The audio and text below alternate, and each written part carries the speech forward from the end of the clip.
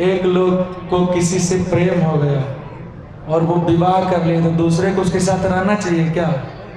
नहीं रहना चाहिए। तो बेचारे पुरंजन जी का विवाह हो गया। अब बच गए अकेले कौन? अभिज्ञात जी। अभिज्ञात जी बड़ा चिंतित रहने लगे, सोच में पड़ गए कि आखिर ऐसा कैसे हो गया।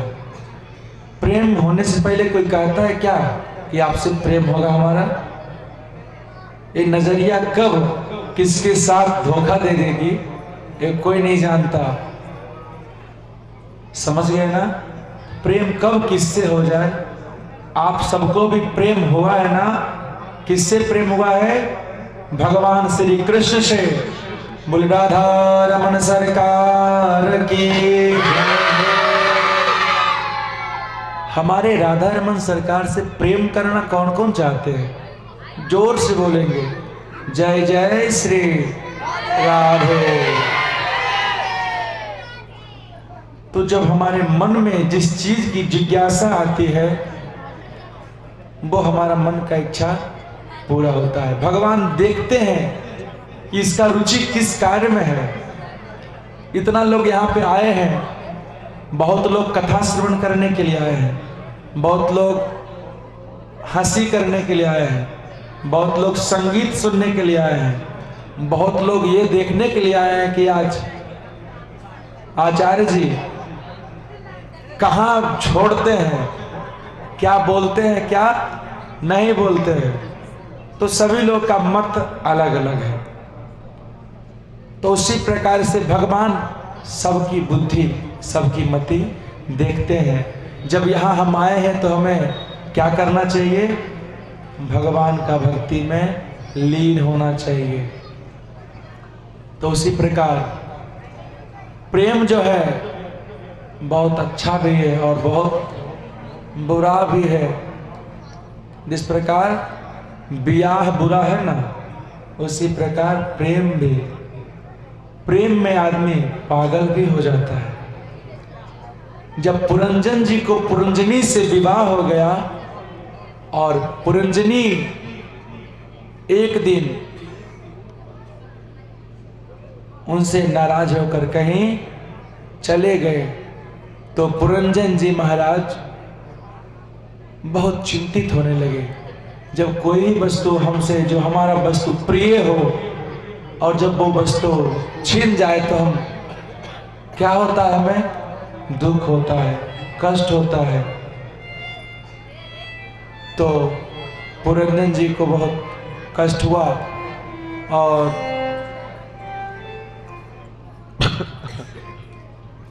वो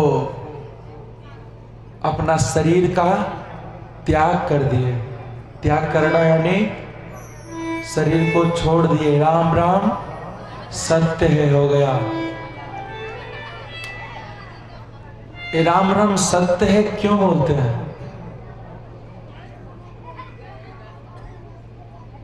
भगवान कृष्ण राम, आप कल ब्रह्मा विष्णु महेश की कथा श्रवण करी है तो आपने देखा कि जो ब्रह्मा है, जो विष्णु है, वही क्या है? शिव है। तो उसी प्रकार राम भी वही है।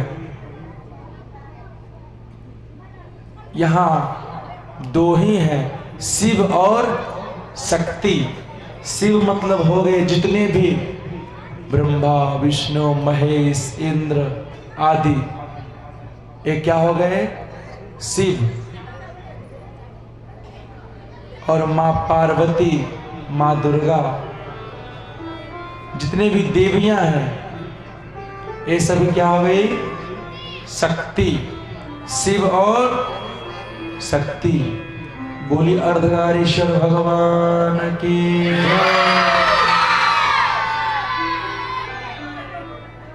जब भगवान की कृपा होती है तभी हमें भगवान में मन लगना होता है, मन लगता है, रास आता है। उनकी कृपा के बिना हमें रास नहीं आता है। भगवान को प्रसन्न करना कौन कौन चाहते हैं? बस 3 लोग। और सब लोग क्या चाहते हैं? आप लोग कुछ भी कहें, लेकिन आज हमने आपका संपूर्ण ग्राम का भ्रमण किया, मन हमारा प्रसन्न हुआ, प्रफुल्लित हुआ, गदगद हुआ। इतना श्रद्धावान आप सभी लोग हैं। हमारे एक बार कहने से आपने सभी घर के आगे कितना सुंदर सुंदर रंगोली बनाया था।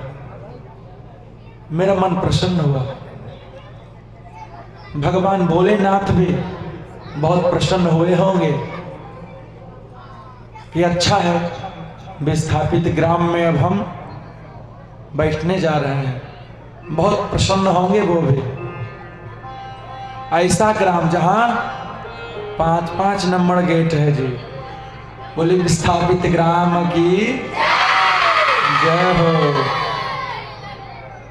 तो भगवान की कृपा ही है आप सबों पे भी। बहुत श्रद्धालु आप लोग हैं, बहुत श्रद्धावान हैं सभी लोग। भगवान की कृपा आप सबों पे है। तो भगवान को प्रसन्न करने का मंत्र क्या है जानते हैं आप लोग? भगवान को जो जो प्रसन्न करना चाहते हैं उसका मंत्र भी तो जानेंगे ना।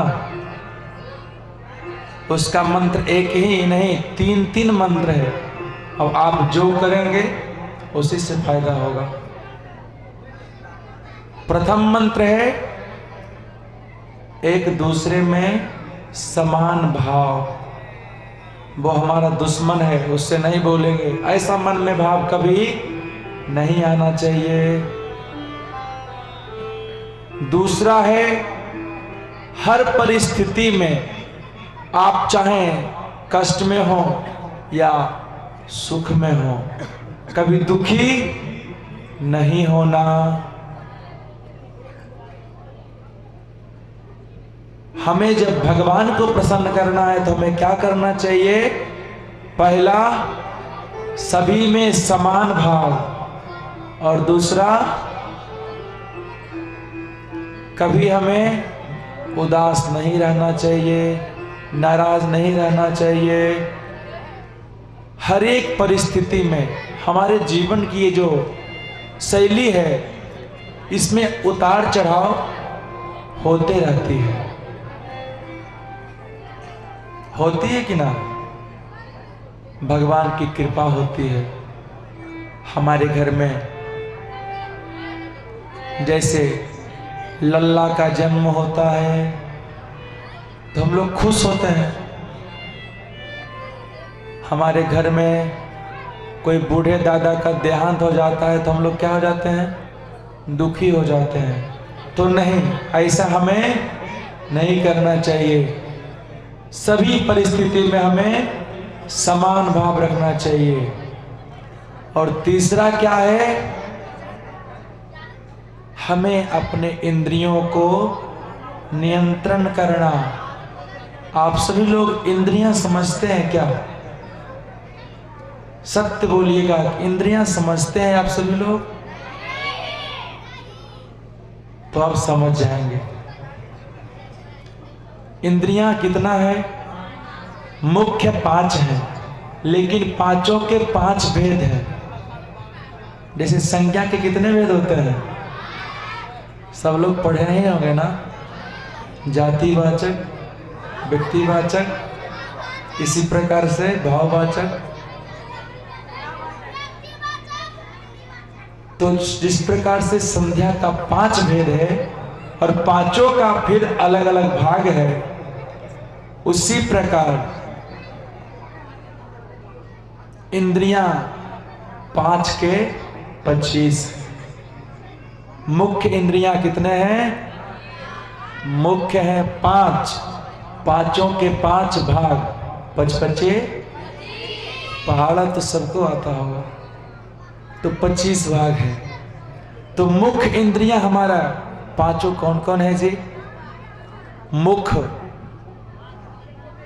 आंख, कान, नाक। बहुत सुंदर, आप सबको याद है। तो ये जीवा जो हमारा है, भगवान कहते हैं कि जो हमारा 5 इंद्रियां है, इसे अपने काबू में रखो, संभाल कर रखो। इंद्रियों को काबू में रखना कोई थोड़ी बहुत बात नहीं है।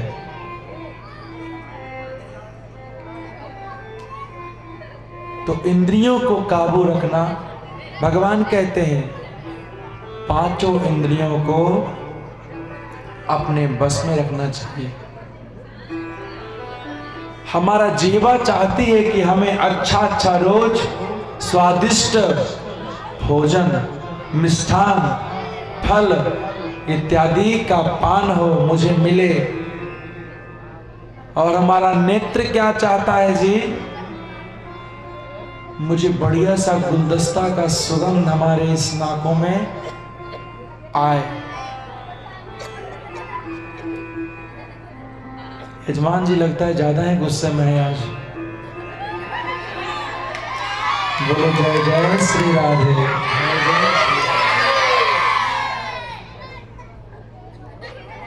तो जो हमारा नाक है वो क्या चाहता है? हमें सुगंधित द्रव्य का सुगंध हमें बार बार प्राप्त हो। हमारा नेत्र क्या चाहता है? हमें बढ़िया बढ़िया प्रोग्राम, बढ़िया बढ़िया जहां नाच गान संगीतज्ञ हो रहा हो वहां दर्शन कराए। हमारा नेत्र यही चाहता है कि हम अपने आंखों से सुंदर सुंदर वस्तुओं को देखें। और कान क्या चाहता है जी? बढ़िया सा डीजे पे गाना सुने। हाँ, हमारा कान यही समझता है, सुनता है। जिस प्रकार आप लोग भगवान का नाम संकीर्तन करके आए और पंडाल में आकर खूब भक्ति का रस में झूम रहे थे। मैं बुरा नहीं कहता, अच्छी बात है, झूमना चाहिए। इस शरीर को भगवान के लिए समर्पण करना चाहिए। भगवान कहते हैं जब 5 इंद्रियां हमें हमारे काबू में आ जाएंगी तो हम जितनी भी श्रोता बैठे हैं सभी के अंदर भगवान का वास हो जाएगा। बोल वृंदावन बिहारी लाल की। तो आप सभी लोग भी चाहते होंगे कि हमारा भी इंद्रियां काबू में रहे। किन किन का इंद्रियां अपने बस में है? कौन कौन अपने इंद्रियों को कंट्रोल कर लेते हैं? वो लड़का कंट्रोल कर लेता है अकेले।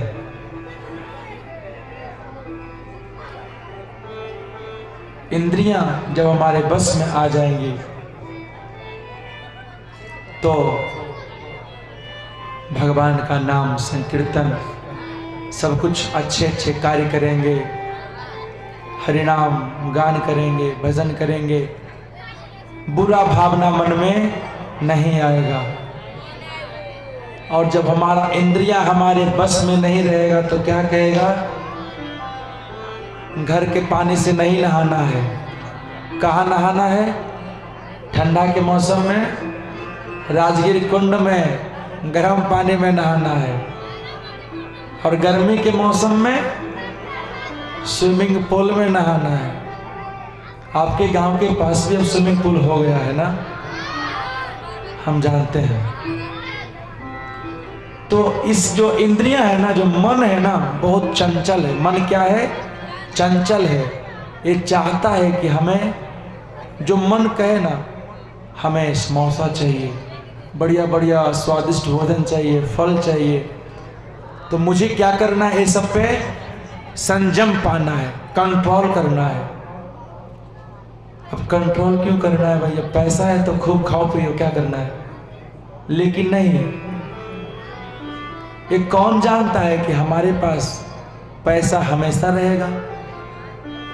क्या पैसा हमेशा रहने वाली वस्तु है क्या?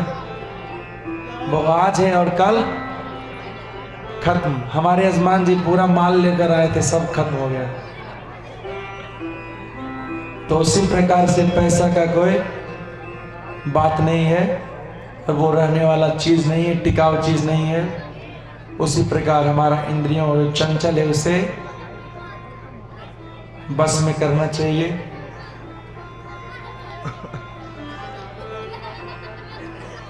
भगवान ब्रह्मा जी से एक बार उनके दो पुत्रियां लक्ष्मी और कुलक्ष्मी, कुलक्ष्मी और लक्ष्मी का नाम सुने होंगे आप सभी लोग ना। आप लोग कहते होंगे कि लक्ष्मी का समय आ रहा है। शाम में हम लोग संध्या बंदन रोज करते हैं ना, कि नहीं करते हैं? क्यों करते हैं? कि हमारे घर में लक्ष्मी का वास हो, रुपया पैसा का वर्षा हो। इसीलिए हम लोग रोज सुबह शाम लक्ष्मी का पूजन करते हैं। तो ब्रह्मा जी से दोनों बेटियां पूछने लगे कि पिताजी, आपकी दो बेटियां हैं, कौन कौन? लक्ष्मी और कुलक्ष्मी। आप लोग किनको ज्यादा पसंद करेंगे, लक्ष्मी को या कुलक्ष्मी को? हम जानते थे अच्छे को सब साथ देता है, बुरा को कोई नहीं। तो ब्रह्मा जी से उनकी दो पुत्रियां पूछने लगी, हे पिताश्री, हम बेटियां दोनों आपकी ही हैं, लेकिन आप हमसे प्रेम क्यों नहीं करते? ये कौन कह रही है कि प्रेम नहीं करते? कुलक्ष्मी। आप बताइए कि अच्छा कौन है दोनों में से? ब्रह्मा जी बोले, तुम दोनों अच्छे हो। तो नहीं, जिद्दी स्वभाव के थे। मुझे बताइए कि अच्छा कौन है? ब्रह्मा जी कहने लगे, ये तो बड़ा फेड़ा में फंस गए। किसी को बोलेंगे कि तुम अच्छे हो तो वो प्रसन्न हो जाएंगे, और जिसके विषय में बोल देंगे तुम खराब हो, वो नाराज हो जाएंगे। तो भगवान ब्रह्मा जी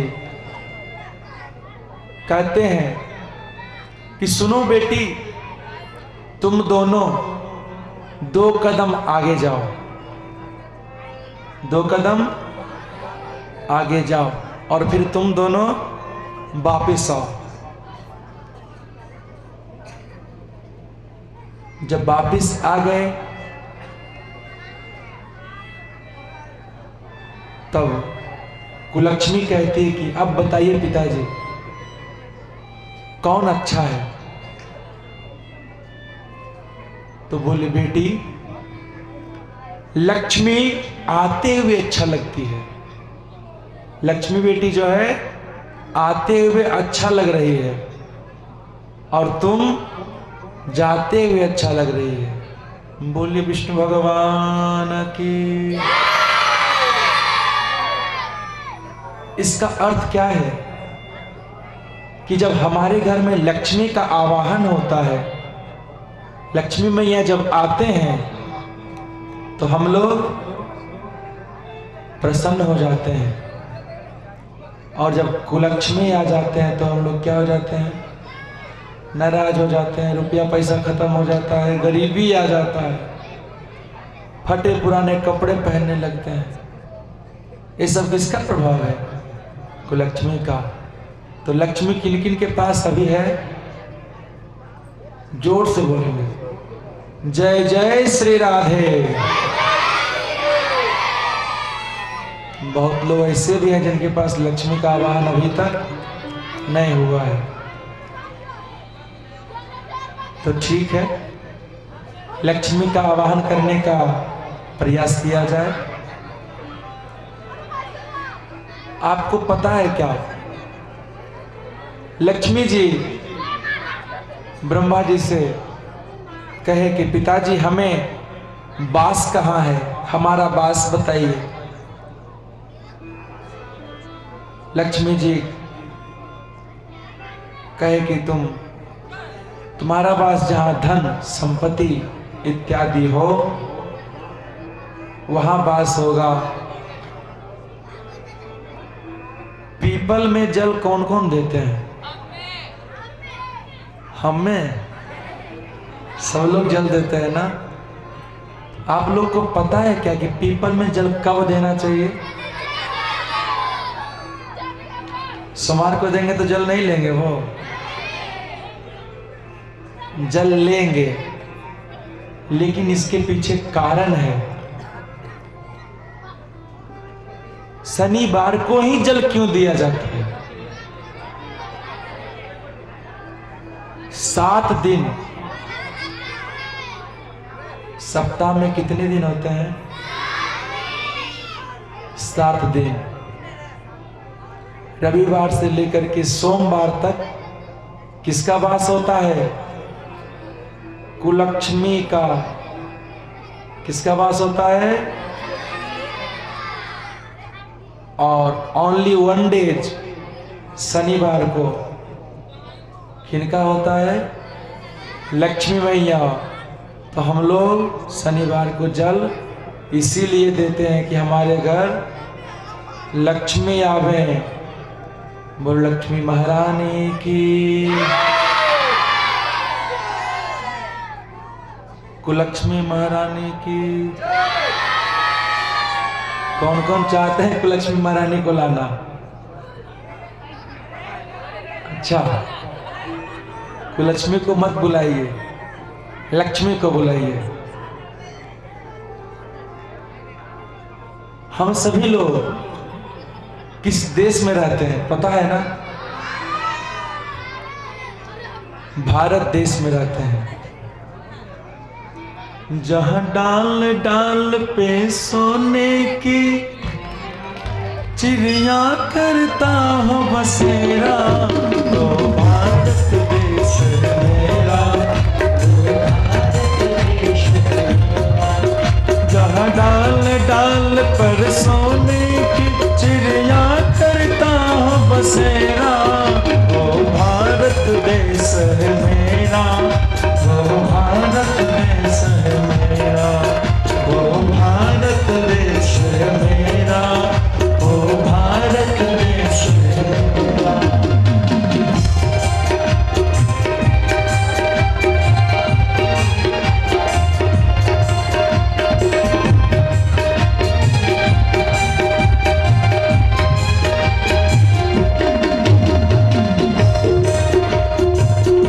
हम किस देश में रहते हैं? भारत को सोने की चिड़िया भी कही जाती थी कभी। तो आपको पता है क्या भारत नाम क्यों पड़ा? हमारे भारत देश के कितने नाम हैं? बस 4, 5वां नहीं है क्या? चलिए, तो भरत का नाम आप सभी लोग सुने होंगे। राम लक्ष्मण भरत शत्रुघ्न, वो भरत नहीं। भरत एक राजा थे जो कि महाभारत की कथा में आती है।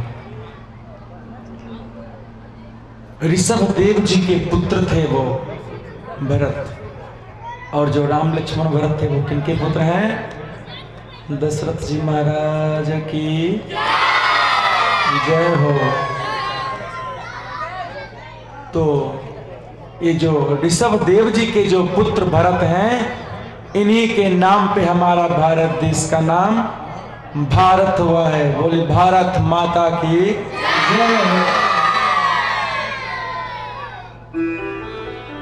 तो भरत जी महाराज के 5 पुत्र थे। भरत जी महाराज के 5 पुत्र थे। जब पुत्र बड़ा हो जाता है तो पिता का कुछ नहीं चलता है, और जो पुत्र कहता है वो पिताजी को करना पड़ता है। ये सत्य है कि नहीं? आज की दुनिया में सत्य है। तो उसी प्रकार भरत जी महाराज के 5 पुत्र थे। 5 पुत्र बड़े हो गए, शादी विवाह सबका हो गया। तो भरत जी महाराज अपना राजपाट उन पुत्रों के हवाले कर करके चले गए। कहाँ चले गए? भगवान की भक्ति करने के लिए। कहाँ? गंडकी नदी के किनारे। गंडकी नदी में उन्होंने स्नान किया, और जब वहाँ स्नान कर रहे थे तो वहाँ एक मृग मैंने समझते हैं आप लोग ना, हिरन, मृग वहाँ पे आया और वो पानी में डूब रहा था। तो भरत जी महाराज उसे क्या किए? निकाले। कौन कौन ऐसे लोग हैं जो पानी में डूबते हुए को निकालते हैं? आप लोग तो देख के चल जाते हैं कि भले ने पता चले तो हम भी फंस जाए इसमें, इसलिए आप लोग छोड़ करके चले जाते हैं। लेकिन हमें ऐसा करना चाहिए क्या? नहीं करना चाहिए। जो भी कोई हो, मैं उसे जानता हूं तो भी, नहीं जानता हूं तो भी, हमें उसका सहायता, मानव का परम धर्म ही है। जाने को तो सभी सहायता करता है, अनजाने को सहायता करे तब तो जाने। तो भरत जी महाराज जब उस मृग को वहां से पानी से निकाला, बचाया, तो उन्हें उनके प्रति, उस मृग के प्रति आसक्ति हो गई। आसक्ति का अर्थ आप सभी लोग समझते हैं क्या? गिफ्ट को आप लोग अभी से उछाल रहे हैं क्या? आज आप लोग दिल थाम कर बैठे रहे। कथा आज लंबी चलने वाली है। बैठना है कि जाना है? आज 12 बजेगा क्या? भगवान का जन्म कितना बजे हुआ था? रात को 12 बजे। तो आज तो 12 बजाना ही पड़ेगा ना? अच्छा, 2:30 बजा दो। तो भगवान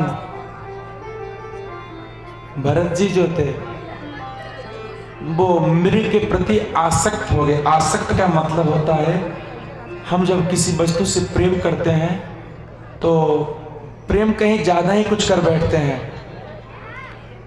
तो जब ज्यादा प्रेम हो जाता है तो उस वस्तु के बिना जीना हराम हो जाता है। जिस प्रकार के आज के लिए मोबाइल फोन सबके लिए अत्यंत जरूरी है। मोबाइल रहे और उसका कूपन खत्म हो जाए, अब कूपन तो नहीं चलता है ना जी, रिचार्ज खत्म हो जाए तो वो क्या हो गया? खिलौना हो गया। लेकिन जब रिचार्ज रहता है तो हम उसको छोड़ते हैं क्या? हम सभी लोग उसी के पीछे पागल हैं, आसक्त हैं। तो उसी प्रकार भरत जी महाराज उस मृग के प्रति आसक्त थे। बहुत प्रेम मतलब उनसे हो गया। जब आसक्त हो गए तो अगला जन्म में उनको प्राप्त किया और पुनः वो भरत जी मृग योनि में आए और पुनः वो योनि का भोग करके दूसरे योनि को प्राप्त हुए। और भरत जी का जन्म फिर किनके पास हुआ? अंगिरा ऋषि का नाम आप सभी लोग सुने ही होंगे, नहीं सुने हैं तो सुन लीजिए। अंगिरा ऋषि के पास हुआ और अंगिरा ऋषि ब्राह्मण थे, ब्राह्मण के पास हुआ। कोई भी बालक चाहता है क्या, छोटा बच्चा, कि हम पढ़ने के लिए स्कूल जाए अपने मन से? नहीं जाना चाहता है। रोज डंडा से पिटाई कुटाई होता है तो पढ़ने के लिए जाते हैं। तो भगवान उनके जो पुत्र थे, जब उनके घर में जन्म लिए भरत जी, तो ब्राह्मण देवता बार बार कहे कि तुम पढ़ो। जब कोई भी ब्राह्मण विद्वान हो, बहुत विद्वान हो, और उसका पुत्र मूर्ख रहेगा, तो क्या ये प्रसन्नता की बात है या हानि की बात है? दुख की बात है। हमारे पिताजी इतने पढ़े लिखे हैं और हम घास काट रहे हैं, नीचे लेवल का काम कर रहे हैं, तो क्या मेरे लिए प्रसन्नता की बात है? नहीं। तो उसी प्रकार जड़ भरत जी को, भरत जी का नाम जो था भरत जी था, बार बार पढ़ने के लिए प्रेरित करने के बाद भी उन पर कोई प्रभाव नहीं पड़ा। जब कोई प्रभाव नहीं पड़ा तो भगवान जी की कृपा से उनका नाम क्या हो गया? भरत से हो गया जड़ भरत। जड़ भरत हो गया। जड़ मतलब खचड़ा भरत, नहीं सुनने वाला भरत। समझ गए? कोई भी बच्चा जो एक बार कहने पे नहीं सुनता है, दो बार नहीं सुनता है, तीसरी बार में हम लोग क्या कर देते हैं? उसका कुटाई कर देते हैं। उसी प्रकार बार बार कहने पे उन पे कोई प्रभाव उनका नहीं पड़ा और जड़ भरत जी मूर्ख रह गए। एक दिन एक डाकू उनको उठाकर ले गया, कहाँ? बलि देने के लिए, चुपके से ले गया। और जड़ भरत जी मूर्ख आदमी, कुछ जानते नहीं थे, पढ़े लिखे नहीं थे, लेकिन काली माता के वो परम भक्त थे। जो ही वो बलि देने से पहले क्या करते हैं जी आप लोग? बलि आप लोग देते हैं क्या? किसी का बुरा नहीं करना चाहिए। क्या बलि देना उत्तम बात है क्या? किसी का शरीर को खा करके अपने शरीर का पुष्टि करना अच्छी बात है क्या? उसका मांस खाकर अपने शरीर का पुष्टि करेंगे, ये अच्छी बात तो नहीं है। तो जो ही डाकू लोग ने बलि देने के लिए कट्टा तैयार रखा था, पूजा पाठ किया, और जो ही ऐसे उठाया काटने के लिए, काली माता वहां प्रकट हो गई। बोलो काली माता की, दुर्गा महारानी की।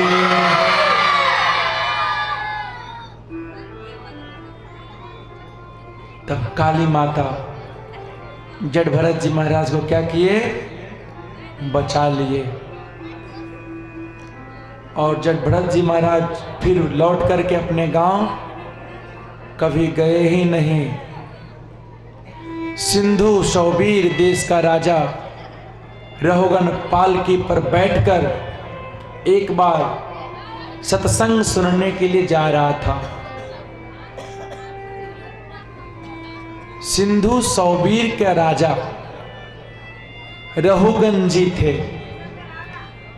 वो एक बार जा रहे थे कहां? कथा श्रवण करने के लिए। डोली उठाने के लिए कितने लोग की आवश्यकता पड़ती है जी? 4 में से एक भी यदि घट जाए तो क्या डोली उठ पाएगा? नहीं उठ पाएगा। तो उसी प्रकार राजा लोग पहले डोली से चलते थे। अब ना फॉर्चूनर कार आ गया है, रथ आ गया है। पहले रथ भी नहीं चलता था, पहले था डोलिया कहार लेके। जब डोली कहार पहले चलता था तो डोली पे जा रहे थे, 4 ठे उनके मंत्री थे, बॉडीगार्ड लेकर जा रहे थे। और जट भरत जी भी इधर उधर घूम रहे थे उसी रास्ते में।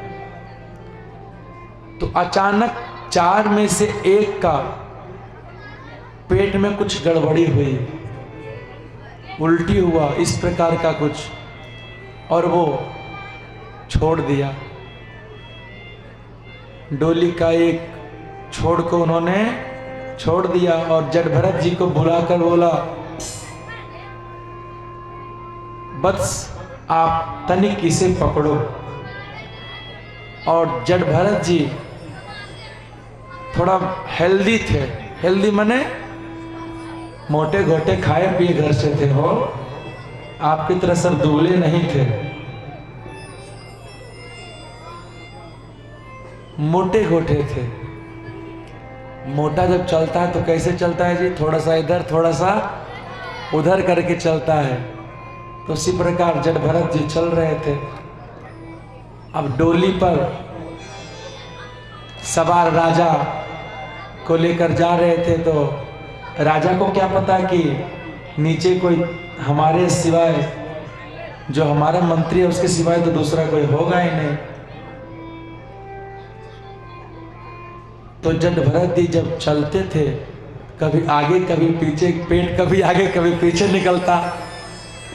तो जब हचका में रथ चलता है तो कैसे पीछे की ओर खींचता है, कभी आगे की ओर खींचता है ना, तो झटका लगता है। जिस प्रकार आज झटका लगा, तो उसी प्रकार जब झटका लगता था तो राजा डर जाते थे, उनको चोट लग जाता था मस्तक में, वो परेशान। वो ऊपर से ही कहते हैं कि हम ऐसा मारेंगे ना कि हम बचेबो ना करे।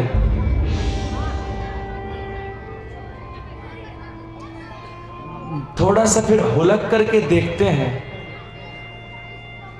कि वो आखिर है कौन, कोई दूसरा दिखा उनको, कि हमारे जो 4 थे उनसे कहीं अतिरिक्त एक दूसरा है। हमारा तो सब दुबला पतला था, ये मोटा कहां से आ गया? सोच में पड़ गए वो भी।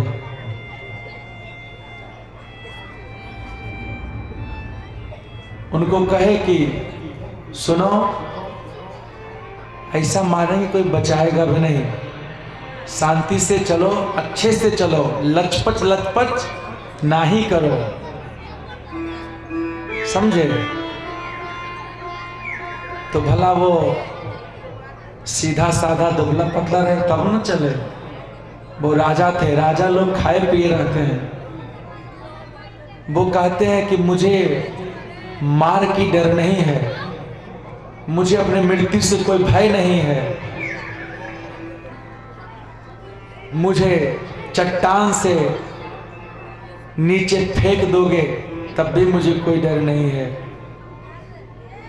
मुझे तुम काट दोगे तो भी डर नहीं है।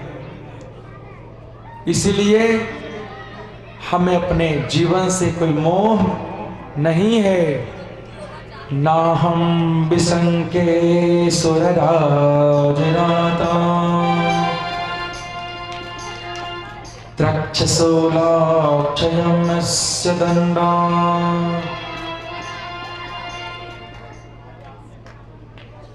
भरत जी कहते हैं, मैं इंद्र के वज्र से भी नहीं जलता, मैं भगवान भोलेनाथ का त्रिशूल से भी नहीं डरता, मुझे अपने जीवन का कोई मोह नहीं है। मैं यमराज के दंड से भी नहीं डरता। हाँ, डरता हूं, किंतु किनसे डरता हूं पता है क्या? ब्राह्मण से डरता हूं। किनसे डरते हैं? ब्राह्मण से डर लगता है।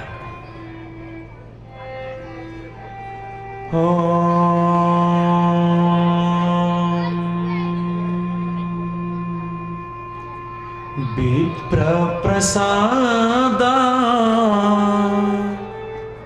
धरने धरो,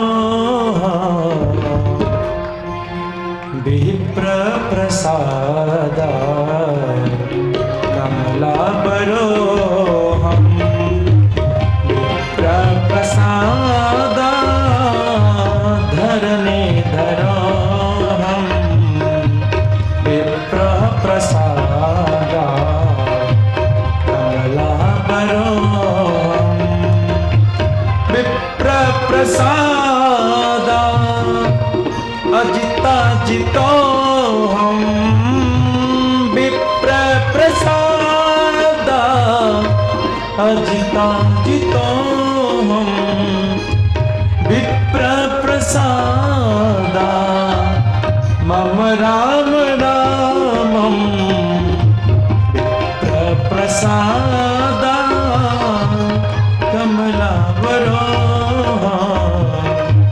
विप्र प्रसादा जिता जितो हम।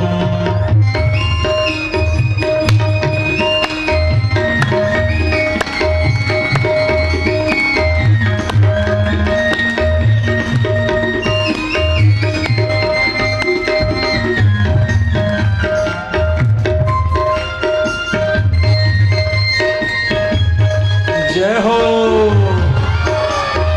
ब्राह्मण देवता की।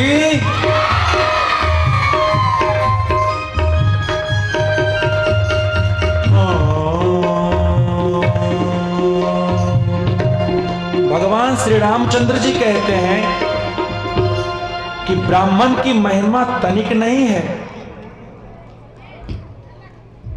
आप सभी लोग, हम सभी लोग कल की कथा में श्रवण किए हैं ना कि जो वस्तु हमारे पास रहता है उसका वैल्यू हमें पता नहीं होता है।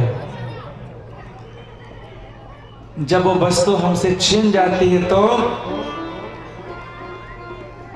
उसका वैल्यू हमें पता हो जाता है।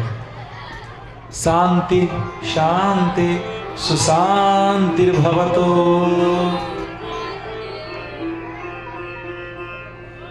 क्या होगा जी? निद्रा देवी का आगमन होगा क्या? अलक्ष्मी का? अच्छा लग रहा है। जय जय श्री राधे श्याम। तो भगवान क्या कहते हैं? भगवान राम कहते हैं कि ब्राह्मण की महिमा अपरंपार है। ब्राह्मण का आशीर्वाद से विप्र प्रसादात धरणी धरो हम, विप्र प्रसादात अजिताजितो हम, विप्र प्रसादात कमलावरो हम, विप्र प्रसादात मम नाम रामम। भगवान विष्णु कहते हैं ये ब्राह्मण का कृपा है, ब्राह्मण का आशीर्वाद है जिससे हम सभी सृष्टि का पालन कर रहे हैं। ब्राह्मणों का आशीर्वाद है जिससे हमें कमल के सदृश दिखने वाली हमारी पत्नी लक्ष्मी हमारे पास हैं। समुद्र मंथन जब हुआ था, समुद्र मंथन से कितने रत्न निकले थे जी? 14। उसी में से एक लक्ष्मी मैया भी निकली थी। बोलो लक्ष्मी मातु की जय हो। भगवान कहते हैं कि ब्राह्मण की महिमा बहुत अपरंपार है। हम भले ब्राह्मण का सम्मान ना करें, लेकिन एक बात जान जाए, मैं अपनी बड़ाई नहीं कर रहा हूं, भगवान राम कह रहे हैं कि ब्राह्मण की महिमा, ब्राह्मण का आशीर्वाद है, जो कि हमारा नाम क्या है? राम। बोलो राजा रामचंद्र जी की, संग में सीता मैया की जय हो। तो ब्राह्मण जहां भी दिखे हमें क्या करना चाहिए? चरण स्पर्श। ब्राह्मण सबको मिलते भी नहीं है। मैंने बहुत जगह जाता हूं, बहुत जगह देखा हूं कि ऐसे बहुत से ग्राम में जहां ब्राह्मण देवता का कोई अस्तित्व ही नहीं है, ब्राह्मण देवता खोजने पे नहीं मिलते, तो हमें ब्राह्मणों का क्या करना चाहिए? सम्मान करना चाहिए।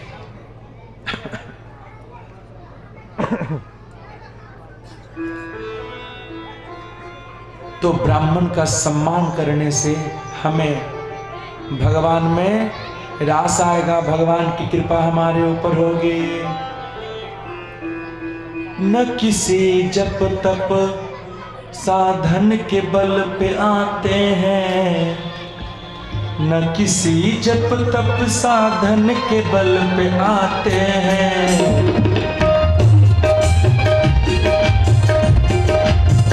न किसी जप तप साधन के बल पे आते हैं, न किसी जप तप साधन के बल पे आते हैं, भक्त जब भाव से बोलाते तो आ जाते हैं,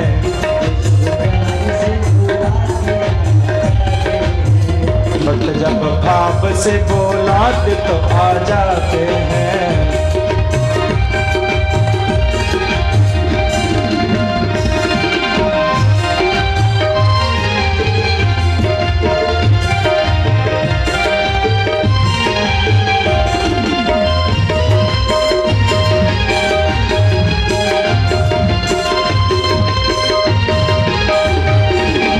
जय हो।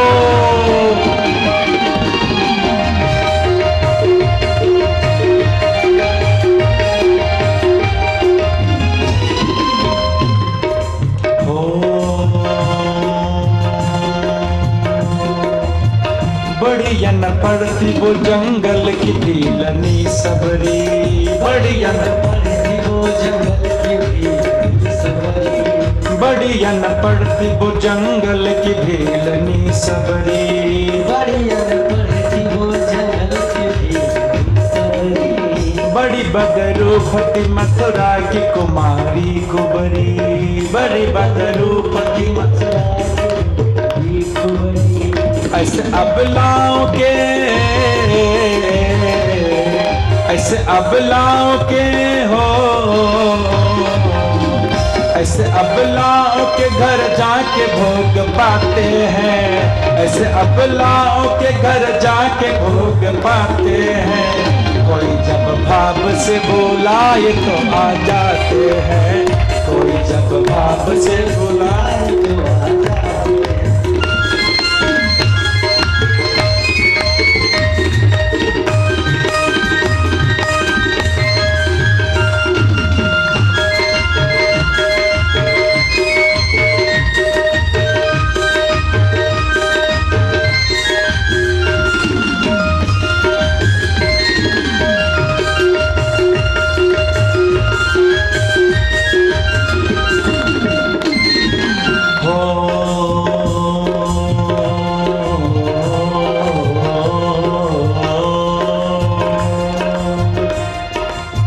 भल गजराज व्याकरण था कितना ज्ञानी, भल गजराज व्याकरण था कितना ज्ञानी, भल गजराज व्याकरण था कितना ज्ञानी,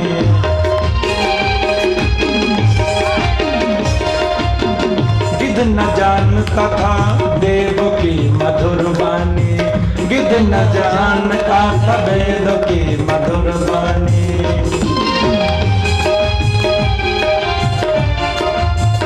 फिर भी प्रभु हो, फिर भी प्रभु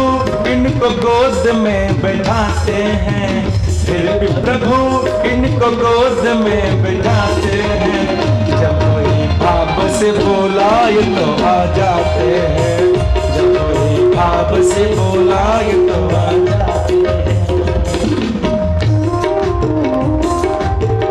जय जय श्री राधे। तालियों की सेवा के साथ बोलेंगे।